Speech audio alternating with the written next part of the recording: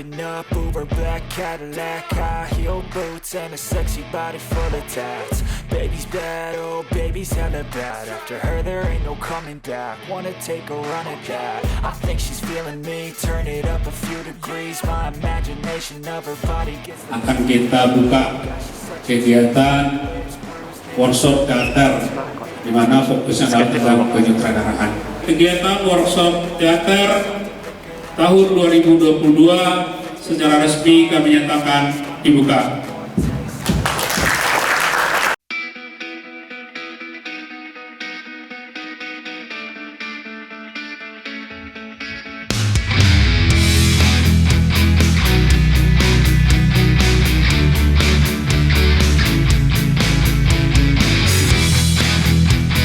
Pada tahun 2022 dalam rangka mendukung salah satu program unggulan Gubernur dan Wakil Gubernur Sumatera Barat, yaitu untuk mencapai 100.000 entrepreneur baru. Nah, pada Dinas Kebudayaan akan dilaksanakan tahun 2002 ini sebanyak 5 kegiatan workshop. Yang pertama ada workshop teater, workshop musik, kriya, workshop tari, dan workshop sastra. Mari kita sama-sama bisa mewujudkan entrepreneur baru di Sumatera Barat. Melalui workshop ini, kita harapkan melalui seni itu akan muncul entrepreneurship baru, baik bidang teater, tari, kriya, sastra, dan musik. Misalnya saja yang sedang berlangsung itu adalah workshop untuk teater. Kita fokuskan kepada calon sutradara muda. Akan kita bina, mudah-mudahan yang workshop ini, sutradara muda ini akan bisa menghasilkan produk-produk yang berkualitas. Ini sebagai salah satu upaya perlindungan dan pembinaan yang merupakan visi misi pemajuan kebudayaan.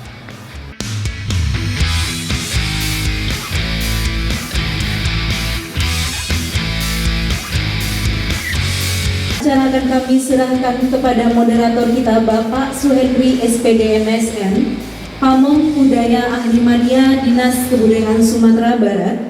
3 hari mudah-mudahan dari pertemuan yang sangat singkat ini bermanfaat, dan mudah-mudahan nanti di pertemuan festival teater berikutnya Anda bisa mengaplikasikan, mempraktekkan, sehingga pengamat pun sudah punya pandangan lain terhadap garapan-garapan Anda di festival teater itu.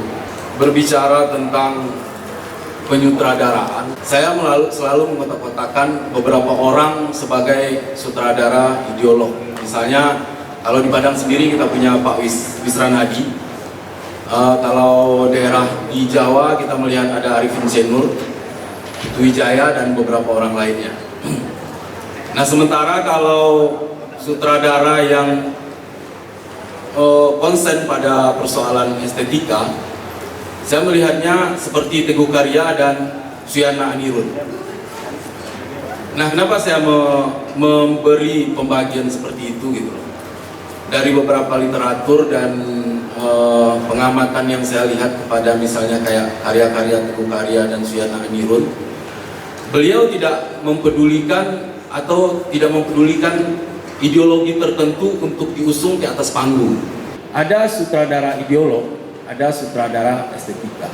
Nah, sekarang kita di daerah misalnya di Sumatera Barat, kita tinggal lagi bagaimana memilih gitu.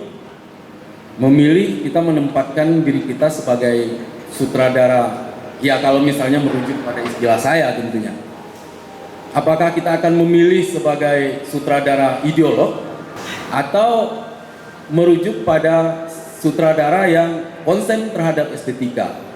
Pertanyaannya, apakah ketika kita sudah memilih satu sikap dalam proses penggarapan teater, tentu kita juga kemudian punya persoalan. Wah, saya harus menggarap, saya punya kepekaan terhadap satu kebudayaan setempat yang kemudian menjadi saya memilih sebagai sutradara ideolog, yaitu untuk membicarakan kebudayaan saya. ada kebudayaan-kebudayaan yang menurut saya timpang, yang tidak seharusnya di sana. Saya harus membicarakannya melalui teater. Saya sebetulnya sangat bersepakat kalau menyebut sutradara-sutradara itu ada dua tipe. Yang pertama, bagaimana seorang sutradara ideolog. Nah, saya menyebutnya sebagai sutradara ideolog. Yang kedua, sutradara estetis. Nah, bagi saya mengartikan sutradara ideolog itu adalah sutradara-sutradara yang memang betul-betul memiliki kontemplasi diri, sehingga di setiap karyanya itu memunculkan salah satu ideologi yang dia usung. Itu yang pertama. Yang kedua, sutradara estetis. Nah, di sini saya melihat seorang sutradara itu biasanya lebih konsen pada penggarapan aktor. Istilahnya di komunitas-komunitas tertentu, sutradara-sutradara lebih konsen dalam memberikan pelatihan aktor. Di sana bukan berarti di sana tidak ada ideologi. Sebetulnya estetis itu sendiri menjadi ideologinya bagi sutradara sebetulnya. Ya, karena untuk menerjemahkan naskah itu sangat erat hubungannya dengan bagaimana menganalisis tokoh, karakter tokoh, bagaimana melihat latar belakang sosial budayanya, bagaimana kita melihat latar belakang latar belakang waktu, yang kemudian itu sangat penting dalam penyutradaraan. Sutradara muda, kita seharusnya punya prinsip mau menjadi sutradara yang bagaimana.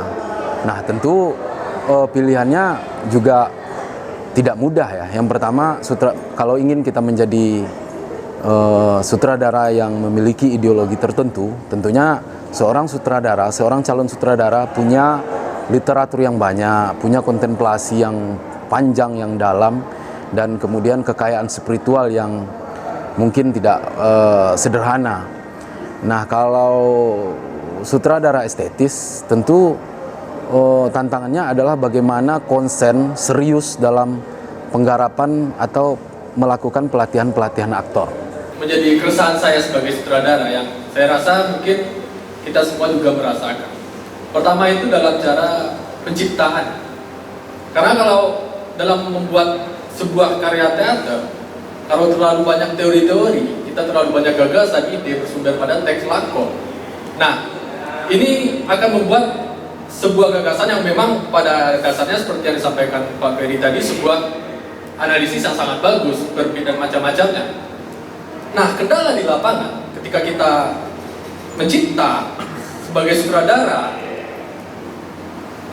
terkadang tidak sesuai dengan apa yang kita konsepkan, tidak sesuai dengan apa yang kita analisa, tidak sesuai dengan kalimat yang memang rasanya memang penting. Tapi bagi saya pribadi, setiap kalimat yang ada dalam teks lakon itu penting, tergantung bagaimana nanti sutradara itu menempatkannya dan memberi porsi yang tepat, dan sehingga ini menjadi menarik dari awal sampai akhir. Jangan sampai hanya satu adegan saja yang menarik. Nah, kalau bisa sebaiknya itu semuanya menarik. Itu menurut saya, karena tugas sutradara bagi saya adalah menghadirkan sebuah pertunjukan yang memang komplit dengan segala unsur yang ada di dalamnya. Kita sebagai sutradara, apakah salah melakukan hal itu, atau kita harus tetap dengan pendirian kita? Maksudnya, oh itu nggak bagus, ini tekanannya harus seperti ini. Nah, ini harus dialognya memang seperti ini.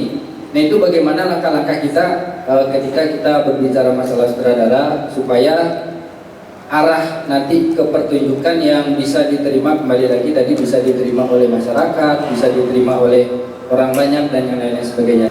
Persoalan interpretasi itu juga tidak sederhana. Interpretasi itu juga harus dibarengi dengan langkah-langkah, dan terutama dengan pengetahuan dan bacaan. Jadi kalau misalnya ada ungkapan-ungkapan pengamat, apa ini interpretasinya, ya menurut pengamat itu sebenarnya kita belum interpretasi, mungkin baru hanya masih mengikuti teks-teks yang ada. Jika pertanyaannya seperti ini gitu, jika memang teater itu bermula dari ritual, kalau memang secara teori baratnya dari Yunani gitu ya, dari Yunani teater itu dari ritual. Pertanyaannya adalah, di Sumatera Barat ini ada nggak ritual? Bisa nggak itu rasanya dijadikan sebuah konsep untuk memunculkan teaternya Sumatera Barat itu seperti ini loh? Kita nggak menggunakan Grotowski, Brecht dan lain-lain. Mungkin secara tematik, secara konseptual, menjago nanti awal gitu kan. Apakah mungkin nggak gaya aktingnya Bujang Salamai, Panglima Gaga itu dijadikan konsep gaya tokohnya orang-orang Minang gitu? Atau mungkin nggak gaya pertunjukan sandiwara di zaman postkolonial itu tuh memang menjadi sebuah landasan berbincang kita berteater di Sumatera Barat gitu kan? Pada kasus penyutradaraan ini sebetulnya ruang penciptaan itu justru sangat dibuka seluas-luasnya ya. Baik itu beranjak dari kebudayaan lokal, baik itu dari persoalan-persoalan teologi. Jadi mungkin dalam workshop teater kali ini itu saya ingin membagikan kepada para peserta semacam pengetahuan dalam penyutradaraan teater yang sekarang lazim orang sebut sebagai kesadaran dramaturgis di dalam menyutradarai. Bahwa salah satu hal yang masih cukup lemah di antara penyutradaraan teman-teman itu adalah ketaatan mereka pada kaidah-kaidah dramaturgi. Kita harus tahu bahwa teater kan adalah suatu cara berkomunikasi. Dan di lain pihak juga adalah salah satu cara untuk mendidik dalam tanda petik masyarakat penonton. Dan di sisi yang lain juga adalah suatu cara untuk berdialog dengan penonton gitu, untuk menemukan pemaknaan yang lebih baik tentang hidup gitu. Nah, dramaturgi yang mengajarkan kita pada hal itu. Jadi dramaturgi mengajarkan kita untuk tetap setia pada tujuan awal. Jadi kalau kita ingin menyampaikan A gitu, kita harus pastikan, kita harus cari cara bagaimana agar A yang benar-benar akhirnya tampil di atas pentas dan A pula yang bisa dimaknai oleh penonton. Bukan berarti kemudian teater menjadi tidak demokratik, penonton tidak boleh mengambil pemaknaannya sendiri, bukan demikian artinya gitu. Akan tetapi sebagai seorang pengkarya tentu saja kita harus punya ukuran gitu loh. Dan bagaimana mengukurnya kalau kita sendiri tidak tahu apa sebenarnya yang mau kita sampaikan, bagaimana cara menyampaikannya yang benar, dan kemudian bagaimana mengukurnya, apakah apa yang ingin kita sampaikan benar-benar sampai kepada penonton gitu. Siap, kita bikin grupnya, grup 1, grup 2, grup A. Nanti didiskusikan aja, Anda kan sutradara semua, gampang kan? 1, 2, 3, 4, 5. Ini nggak boleh dipilih. Sementara kita paskan aja ini teman-teman, silakan diskusikan dengan grup yang baru sambil berkenalan. Nama kolektif Anda apa? Satu kata nama kolektif Anda, supaya saya tidak harus menyebut Anda dengan nama kelompok pencapir, grup A, B, C, dan seterusnya. Nah, saya merasa bahwa lokakarya yang atau workshop yang mengandalkan ceramah itu yang mengandalkan ceramah itu cenderung menjenuhkan. Jadi itu kenapa saya mungkin lebih senang menggunakan metode games gitu ya, metode exercise gitu, metode simulasi di dalam lokakarya. Dan saya kira memang bedanya lokakarya atau workshop dengan jenis kegiatan-kegiatan yang lain justru di sana gitu, karena yang ingin dibagikan bukan sekedar pengetahuan kognitif ansih, tapi pengetahuan yang juga bisa dipraktikkan langsung. Kenapa kita mengambil tema mencari kreativitas berbasis tradisi, supaya itu tadi bagaimana kita nantinya adik-adik teman-teman semuanya kembali ke masyarakat dan bisa mengembangkan potensi yang ada di sekitar, khususnya di bidang teater. Jadi menjago dan jawab, kita mesti misalnya membuat teater seperti rantai, namun bagaimana kita mengeksplorasi segala aspek kebudayaan di Sumatera Barat, khususnya di Minangkabau, bagi kita yang berbasis budaya Minangkabau, menjadi sumber-sumber inspirasi kita, apakah dari tariannya, nyanyiannya, petata tertitihnya, ataupun pengetahuan tradisional, gaya hidup dan segala macamnya. Jadi bagaimana kita mengambil unsur-unsur kebudayaan di Sumatera Barat sebagai basis ataupun elemen kreativitas kita. Walaupun ini adalah sutradara hebat-hebat dari Sumatera Barat, jadi Taman Budaya mengharapkan hebatnya itu akan lebih hebat lagi gitu. Kita mengenal drama dan teater, dan bahkan kemudian sekarang ada jurusannya di perguruan tinggi. Ya. baik di ISI, di UNP, dan saya kira juga di UNAN ada fakultas yang mempelajari analisis drama atau telaah drama. Di UIN juga saya kira juga ada. Tapi kita bisa berkenalan dengan yang benda atau barang atau ikhwal atau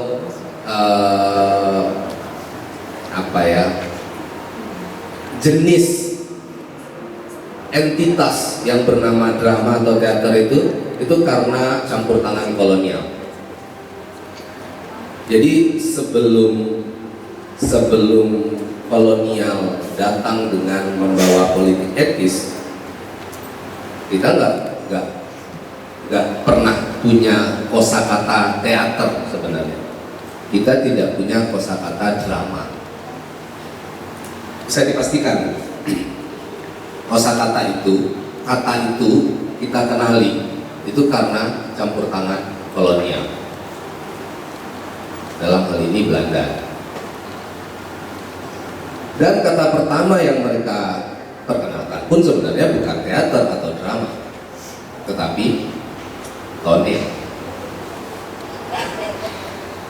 Kita tidak sedang bicara dramaturgi karena sebagai sesuatu yang kita pinjam dari barat, tidak. Kita sudah harus melihat bahwa dramaturgi itu ilmu yang sebenarnya sudah ulang-alik, sudah dikembangkan secara ulang-alik oleh barat, timur, utara, selatan. Jadi itu sudah istilah yang global. Apakah ketika kita mengambil pertunjukan yang sejenis surrealis gitu, tapi kita ingin menggabungkan juga konsep pertunjukan klasik di dalamnya gitu, apakah itu diperbolehkan atau bagaimana? Di Surakarta dan Yogyakarta, seingat saya karena saya punya pengalaman tinggal di sana beberapa saat gitu, mereka bikin wayang hip hop, mereka bikin wayang kontemporer. Orang tua tetap marah, tetap ngomel, menganggap anak-anak muda melakukan penghancuran atas tradisi. Tapi faktanya anak-anak muda tetap melakukan eksperimentasi itu dan tetap mencoba untuk berdialog secara santun dengan orang tua dan ingin mengatakan bahwa justru apa yang sedang kami buat adalah cara kami ikut serta melestarikan wayang dengan cara kami. Karena kalau kami harus melakukan dengan cara eyang atau dengan cara kakek, gitu kan, atau dengan cara bapak, kami jadi tidak punya kepentingan dengan wayang. Kesadaran serupa itu anehnya di Randai nggak muncul, gitu ya. Jadi sehingga ada kesan para tetua Randai kita lebih ikhlas Randainya memang mati ketimbang dihidupkan dengan cara anak-anak muda. Diskusi kita tentang estetika, tentang udah setinggi langit itu kadang-kadang lupa pada dasarnya bahwa ini tontonan. Ukuran sesungguhnya itu sebenarnya adalah penonton, bukan si sutradara, bukan aktor, bukan wartawan yang menulis di media massa. Ukurannya adalah penonton. Pada titik itu pula saya ingin mengatakan kenapa dramaturg penting, karena dia mewakili penonton, atau tolak ukur utama sebenarnya dari sebuah pertunjukan teater itu penonton. Jadi genre yang diambil di sini adalah parodi dan gayanya non realis karena si Ivanich tadi adalah sosok roh. Siapakah kau? Kaukah itu Nikituska?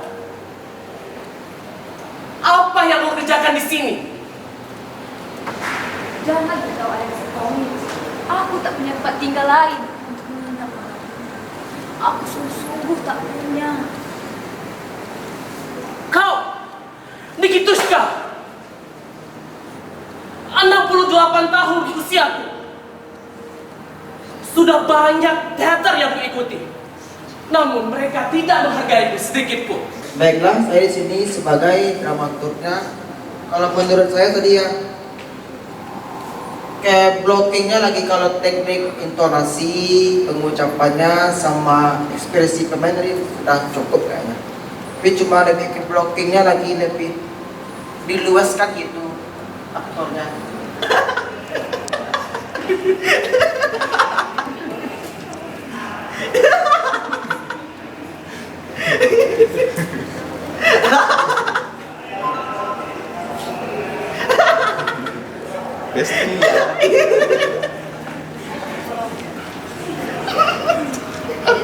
Halo Besti.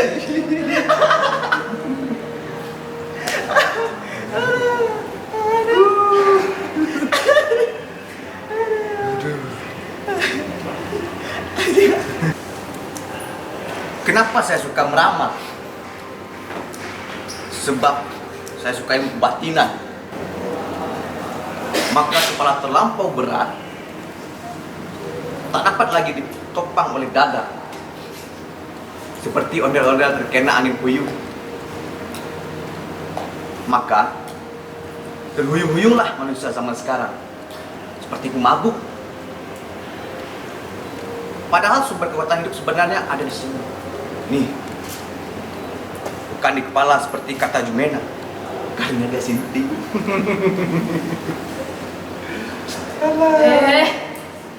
Sudah. Kamu jangan berisik.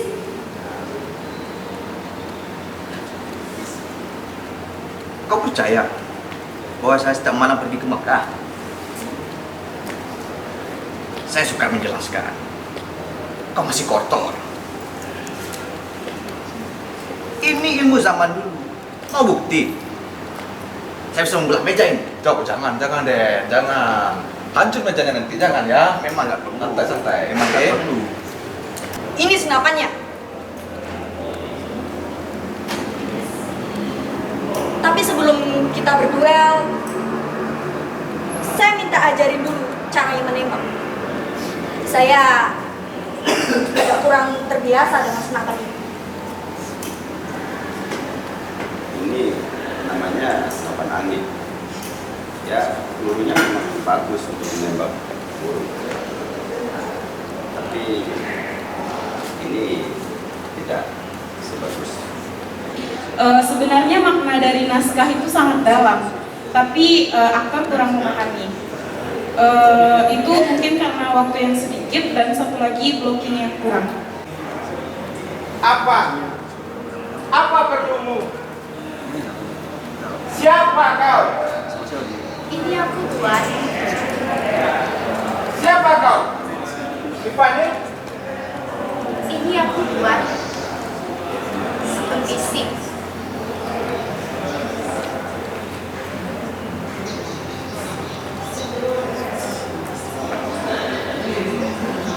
Ya Tuhan, siapakah kau? Itu kau? Kaukah itu kasmu?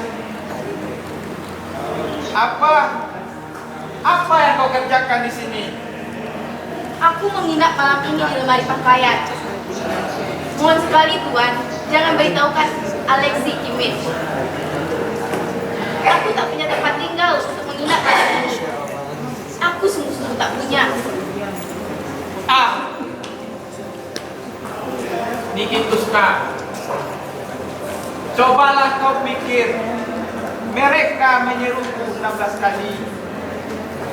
Mereka memberiku 3 bungkus bunga. Mereka semua sudah tidur dan melupakan si badut tuanya ini. Tidak seorang pun membutuhkan aku. Tak ada yang mencintaiku. Aku tak punya istri dan tak punya anak. Oh Tuan, jangan jadi begitu murung karenanya. Tetapi aku seorang laki-laki.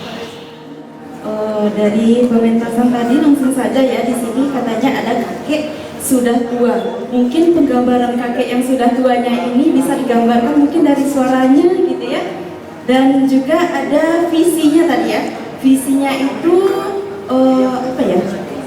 kurang tersampaikan ya kepada penonton, dan juga perasaan apa sih yang ingin dihadirkan ke penonton. Nah, itu belum tersampaikan dengan baik. Tidak masalah karena waktunya cuma sebentar tadi, dan ada curhatan juga dari luar tadi ya. Kak, saya bukan dari teater, Kak. Jadi saya tidak bisa, Kak, bermain teater. Bisa, tidak ada yang tidak bisa ya. Karena apa ya?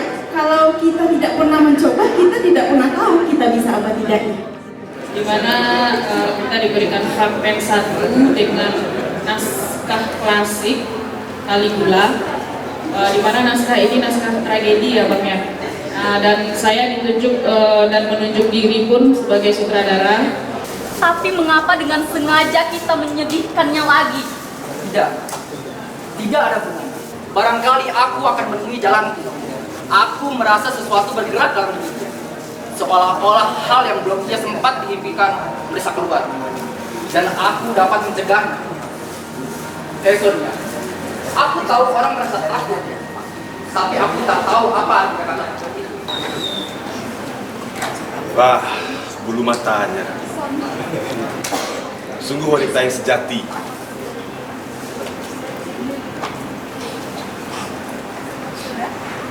Ya. Tariklah. Gagang ini harusnya melekat kepada bahu. Tangan jangan kaku. Lemas tapi kuat. Bidiklah.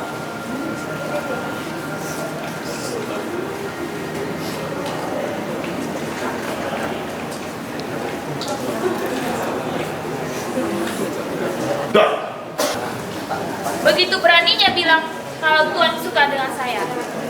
Pergi.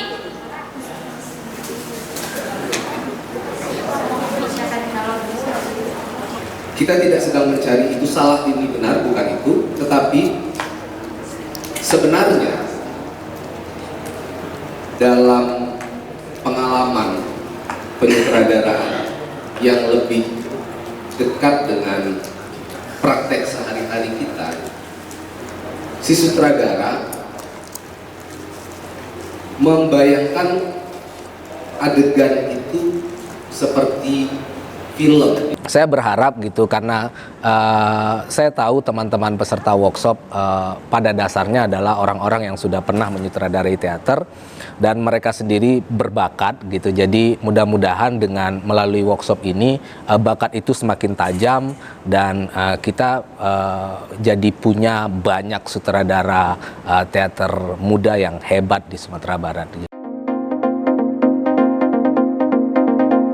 Naskah yang gagal adalah naskah pertama yang tidak punya premis, yang kedua memiliki dua premis.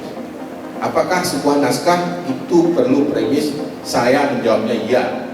Mungkin ada yang bisa menulis naskah tanpa premis, tetapi percayalah, hampir seluruh penulis naskah drama di dunia ini gagal ketika dia tidak menuliskan premis. Jadi premis itu yang ditulis pertama kali.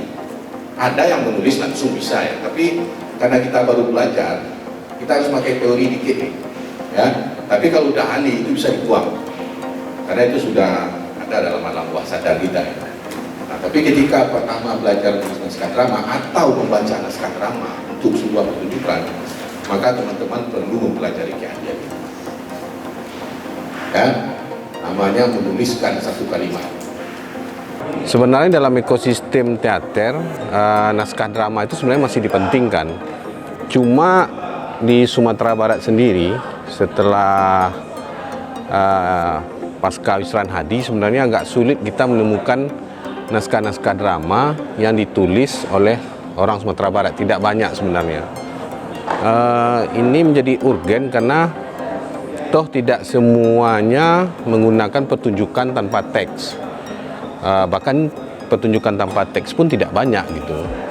Nah ini sampai yang saya ketahui terakhir Taman Budaya itu mengadakan lomba penulisan naskah drama tahun 2020 ya. Dan itu hanya terkumpul 21 naskah drama dan itu separuh lebih itu masih belum layak dikatakan sebagai naskah drama gitu. Maka saya bilang itu pengalaman membaca ini yang penting bagi saya. Nah mungkin kita harus nanya ya, gimana seharusnya kita membaca naskah yang baik. Betul. Nah, naskah yang pas itu dibaca dengan bagaimana. Ya. Ketika saya mentaskan Dara Jingga, memang harus terpaksa membaca sejarah Damasraya yang bahkan tidak tertulis ya, di beberapa buku-buku yang ada. Teknik workshopnya menurut saya agak lumayan tricky karena cuma dalam satu workshop kemudian ada tiga bagian yang harus diselesaikan. Menurut saya ini agak lumayan sulit ya. Bagaimana teman-teman bisa merasakan sensasi menulis naskah itu gitu. Saya ingin mengingatkan bahwa penyutradaraan bukan melulu perkara gagah dalam hal gagasan, tapi tumpul dalam hal praktik. Diharapkan dari workshop ini akan lahir seniman-seniman, terutama sekali dari generasi muda yang bisa berkarya berbasis dari tradisi yang ada di Sumatera Barat. Kemudian mereka nantinya juga bisa berkontribusi terhadap masyarakat sekitar sebagai entrepreneur, artinya bisa mendatangkan kesejahteraan bagi dirinya sendiri juga untuk masyarakat. Jadi memang kita di kesenian dan kebudayaan pun bisa berkontribusi untuk meningkatkan kesejahteraan, mencapai apa yang diharapkan dari pembangunan pemerintah Sumatera Barat, itu terciptanya sumber madani. Sebenarnya yang hilang justru entrepreneur itu di dunia teater ya. Karena kita sebenarnya harus sudah menyadari apakah itu namanya komersialisasi atau entrepreneur dalam tanda petik itu menjadi hiburan, itu sebenarnya sudah harus menjadi ekosistem. Nah sayangnya literasi kesadaran atas itu belum tumbuh.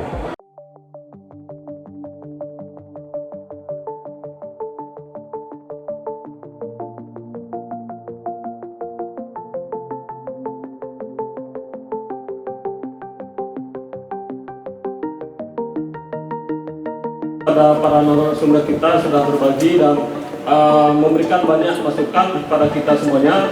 Kemudian kepada teman-teman semuanya sebagai peserta, kami mohon maaf sekiranya dalam 3 hari ini ada yang kurang dan ada yang tidak pada tempatnya. Sekali lagi terima kasih. Kita akhiri workshop ini dengan mengucapkan hamdalah.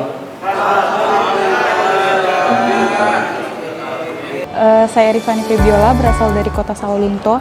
Motivasi saya mengikuti workshop teater ini adalah yang pertama, saya ingin pelajari penyutradaraan. Yang kedua, tentunya di dunia teater ini kita bisa menyampaikan inspirasi kepada masyarakat. Jadi saya mengikuti workshop teater ini. Setelah mengikuti workshop teater ini, saya ingin memiliki atau menjual sebuah karya yang bisa diterima di masyarakat luas. Perkenalkan, nama saya Suci Rufan Senzli dari STMIK Amik Jayanusa. Tujuan saya mengikuti acara ini yaitu untuk menambah wawasan dan menggali lagi ilmu-ilmu tentang penyutradaraan, cara membuat naskah yang baik dan benar.